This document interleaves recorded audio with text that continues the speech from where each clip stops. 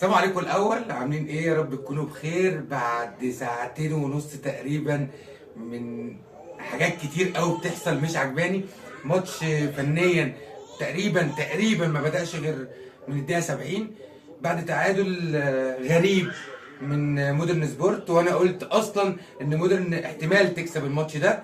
قدر الزمالك باقدام الاسطوره الزملكاويه شيكابالا ان هو يحقق الفوز ويصعد من دور ال 16 عشان يصعد لدور الثمانيه ويكمل مشواره في كاس مصر.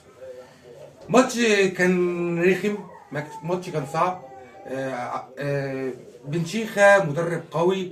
بن شيخة بس هو الفكره بس ان هو ما عندوش اوراق تقدر تساعده زي ما الزمالك فيها اوراق الى حد ما تقدر تساعدها.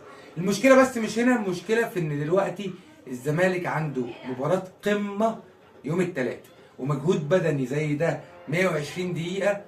بمناسبه المجهود البدني، عبد الله السعيد لازم تذكر جهده اللي بيقدمه طول 120 دقيقة. 120 دقيقة بيلعب بمستوى ثابت وده مش موجود أصلا في الدنيا. مش هقول لك بقى لعيب عنده 40 سنة.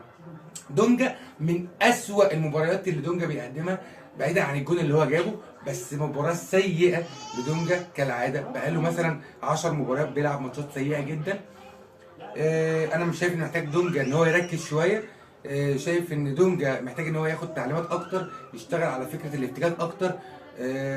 محتاج ان هو يفهم بس شويه ان الموضوع سهل مش صعب، ولما يكون في قرار للحكم خلاص القرار ده خلص.